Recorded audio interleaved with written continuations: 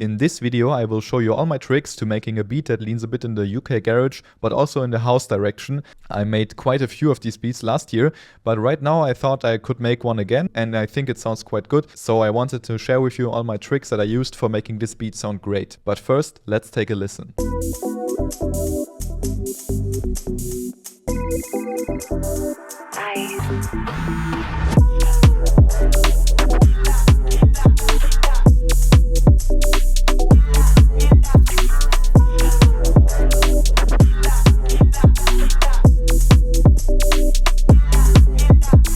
This beat with all elements took me around 2 hours to get it to where it is now, so I didn't really make the tracks look good. I didn't really organize anything except for this drums folder right here. So we are gonna start at the top here. So the story behind this beat is that I wanted to try the Operator synth engine in Ableton. I used Operator for a beat a year ago, I think, but not very often, so I thought I would give it a try again. And I really liked the sounds that I could make with it, and this is the first sound that I got out of Operator. And this is really just the preset in Ableton. It's got this minor 9 chord module enabled here. If I turn it off, it sounds like this.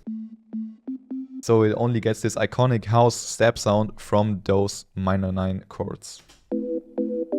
Then I just cut a bit of the low end from the sound, and this sidechain compressor right here is for the kick that we will use later. It's on most tracks, as you can see. And right after that, another instance of Operator with this Fat Wah preset.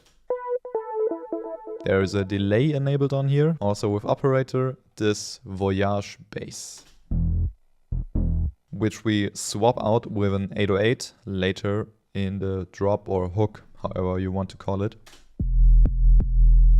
And this is also my first tip, to have low end in most part of the track, but to also have this switch of energy, those build-ups, and have them sound good. And my solution for this is just use different bass sounds. This one is a bit softer.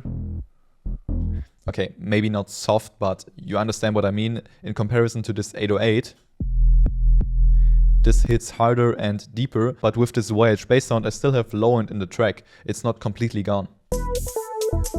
Now we are gonna look at the drums, starting with the hi-hat. And as you can see, the pattern is very simple. And at some point I accidentally shifted this one right here an octave down and listened to it, and it sounded perfect, kept it like this. Then we have this percussion sounds here, like a shaker or something like that. And as you can see, on hi-hats and on the shaker, I put a little bit of a hybrid reverb from Ableton. It's a mix of a convolution and an algorithmic reverb. And I think it adds a very nice touch to it. Just don't overdo this. I have a very low mix right there. To just have the percussion sit in a bit of a room, because if they are too dry, they don't sound realistic. And right below that, I have these open hats. This pattern is very similar to what I would do if I would make a house beat. That's why I called it a mix of UK garage and house in the beginning. Also because of these chord steps right here, because they have this 90s house vibe. And right below that, I have put this small tape sound. And then I have this zap sound right here. You could say it's layered with the open hat because it's the exact same rhythm, just to emphasize the open hat a bit. Doesn't sound good right now, but in combination with all the other elements, it sounds perfect. Then we have the kick. So not your typical UK garage pattern, but also not your 4 on the floor house pattern, something in between. We have our snare, and most of the magic or of the groove of this drum track comes between the kick and this snare rhythm. Because of the longer break from the kick right there and the snare hits, it sounds a bit like going back and forth, jumping for a moment, I think. And the drums all together sound like this. Before every bar, there's this little break because the kick rhythm is a bit slower there. And then I found these vocals right here. It says vocal. I don't really think it sounds like a vocal, but it's a perfect effect right here at the beginning of these 4 bars. And then I also got this accent sound. Sounds a bit like an arcade machine or something. Don't forget your risers at the beginning of a drop or hook to emphasize something. Then I found these vocals right here on Splice.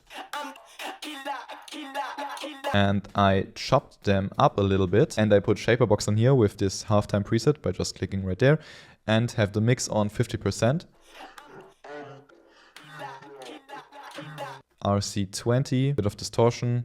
This digital parameter is very nice and a bit of a reverb right there. And this is not like a really new trick or something like that, but if you want to have your track really loud, you have to use a lot of sidechain. Sometimes I forget it, but if you want your track to have the maximum loudness and still have it hit and not be a completely distorted wall of sound, you have to use sidechaining. Right there are some extra effects before the drop. I've got this very, very popular UK garage sound effect. A backspin. I think those are the sounds that really sell the UK garage vibe. So as you can see, it's not that many different elements that play at the same time. We have one chord right there, a bass, drums, and that's it. And with beats like this, or even more house beats, there can be only a few elements, but they can sound like a lot if you pick the right sounds and if the sounds work great together. And since this beat is not a standalone release, but rather something I would send out to artists, I have not overcomplicated the mastering chain right here. I've put a limiter right there. Then I have a Pro Q4. I dynamically took some bass out and I took out some of the sounds in this 5 kHz range, because they were a bit too loud in my opinion. After that, I have this plugin, the Smoother. It's basically a cheaper version of Soothe. It just takes some of these resonances out and I think it works quite well. After that, I have this saturator at around 2 dB. If you don't want to release your beats solo and just want it to be as loud as possible, you can also just ignore all this and just put ozone on there. Use this AI feature to make it as loud as possible. Select your genre and you're good to go. But if you would be mastering this for releasing, maybe invest a bit more time in the mastering process, but for this beat I think it's perfect as it is, and that's my mastering chain for this type of beats. And one more trick or tip, I just try to make a 8-bar loop for the drop or for the hook as fast as possible, and for the arrangement I always try to not overcomplicate it, because in the end a beat with a not so perfect arrangement is always better than a beat that has not been released, so don't overcomplicate it and just try to get the beat out there. I've put a link in the description where you can listen to this beat in higher quality than in this YouTube video, and I'm also happy to answer any questions you have in the comments below. Also tell me what kind of videos you would like to see in the future on this channel.